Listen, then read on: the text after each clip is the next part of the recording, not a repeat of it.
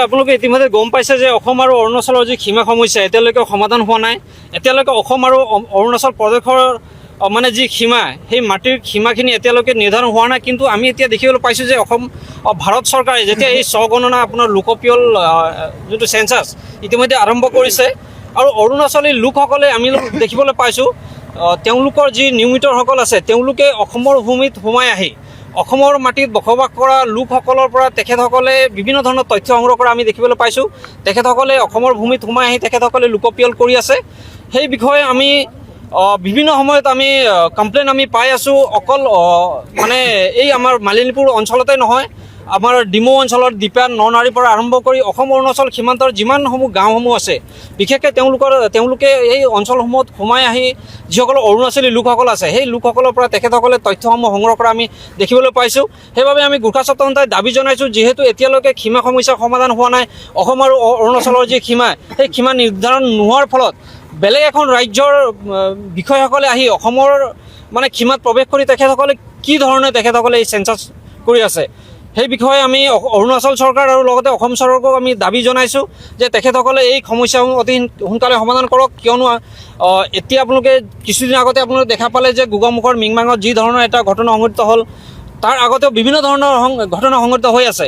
কিন্তু এই গোটেই ঘটনাৰ পৰা অৰুণাচলী লোকসকলে এতিয়ালৈকে একো শিক্ষা গ্ৰহণ কৰা নাই। তেখেতসকলে বাৰে বাৰে অসমৰ মাটিত সোমাই আহি তেখেতসকলে অসমৰ মাটি মানে অধিগ্ৰহণ কৰা আমি দেখিবলৈ পাইছোঁ। তেখেতসকলে অসমৰ মাটিত শিক্ষানুষ্ঠান তেখেতসকলে নিৰ্মাণ কৰিছে, তাতে তেওঁলোকে ৱাইন শ্বপ বনাইছে, তেওঁলোকে তাতে বিভিন্ন ধৰণৰ ফাৰ্ম হাউচ বনাই অসমৰ মাটি তেখেতসকলে মানে অধিগ্ৰহণ কৰা আমি দেখিবলৈ পাইছোঁ। সেইবাবে গোৰ্খা ছাত্ৰ সন্থাই আমি বাৰে বাৰে আমি চৰকাৰক দাবীও জনাই আহিছোঁ যে এই অসম অৰুণাচলৰ যি সীমা সমস্যা, এই সমস্যাখিনি অতি সোনকালে তেখেতসকলে সমাধান কৰক, নহ'লে এই অঞ্চলতো এই মিংমাঙৰ দৰে ঘটনা সংঘটিত হ'বলৈ মানে বেছি পৰ নালাগে। অৰ্থাৎ সীমান্ত পুনৰ অশান্ত হোৱাৰ চান্স আছে ন? হয়, সীমান্ত পুনৰ অশান্ত হোৱাৰ চান্স আছে। কিয়নো এতিয়া আমি দেখিবলৈ পাইছোঁ যে এই লোকপিয়লৰ সময়ত অৰুণাচলী মানে চৰকাৰে নিযুক্ত কৰা যি বিষয়াসকল আছে, এই বিষয়াসকলে অসমৰ ভূমিত সোমাই আহি তেখেতসকলে গাঁৱে গাঁৱে সোমাই এই মাটিটো অৰুণাচলৰ হয় বুলি দাবী কৰি তাত বসবাস কৰা মানুহসকলৰ পৰা তথ্যসমূহ তেখেতসকলে সংগ্ৰহ কৰি অৰুণাচলত নি আছে। আপোনালোকে অসমৰ যি প্ৰশাসন তাক জনাইছে নাই? অসমৰ প্ৰশাসনক আমি নিশ্চয় জনাইছোঁ, আৰু আজি আমি এই পথ অৱৰোধ কাৰ্যসূচী আমি গ্ৰহণ কৰিছোঁ। তাৰ প্ৰতিবাদত আমি আজি আমাৰ চক্ৰ বিষয়াক আমি আমাৰ স্মাৰক পত্ৰ প্ৰদান কৰিম, আৰু আমি তেখেতক দাবী জনাম যে এই কাৰ্য অতি সোনকালে বন্ধ কৰিব লাগে। যদি তেখেতসকলে অতি সোনকালে এই যিবোৰ কাৰ্যসমূহ যদি বন্ধ নকৰে, অনাগত দিনবোৰত গোৰ্খা ছাত্ৰ সন্থাই ইয়াতকৈ অধিক তীব্ৰ আন্দোলন কৰিবলৈ আমি বাধ্য হ'ম।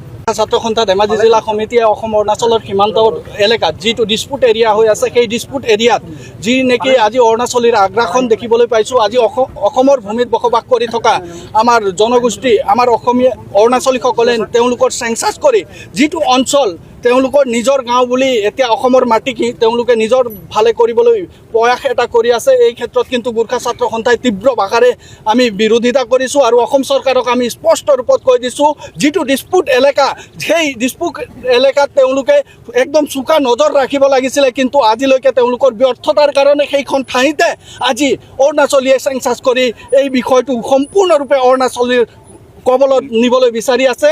আৰু এই ক্ষেত্ৰত আমি গোৰ্খা ছাত্ৰ সন্থাই স্পষ্ট ৰূপত অসম চৰকাৰক জনাই দিছোঁ যে অতি সোনকালে এই ব্যৱস্থাটো বন্ধ কৰক, নহ'লে অন্যথা আমি গোৰ্খা ছাত্ৰ সন্থাই ইয়াতকৈ তীব্ৰভাৱে একদম আমি এই অসম অৰুণাচলৰ যিটো সীমান্তত অহা যোৱা পথটো আমি সম্পূৰ্ণৰূপে নিস্তব্ধ কৰি পথ অৱৰোধ কৰিবলৈ আমি বাধ্য হ'ম। ধৰ্ণা কাৰ্যসূচীত আহিলোঁ, তেওঁলোকে গোৰ্খা ছাত্ৰ সন্থাৰ ফালৰ পৰা ধৰ্ণা কাৰ্যসূচী এতিয়া কৰিছিলে, তেওঁলোকেও অভিযোগ কৰিছে। আৰু আমাৰ দুই এজন এনুমাৰেটৰ আমাক জনাইছিলে যে কিছুমান বিবাদীয় অঞ্চলত অৰুণাচল গভৰ্ণমেণ্টৰ চেঞ্চাছ অফিচিয়েল আহি তাত দুই এটা ঘৰ ভৰাই দিছিলে।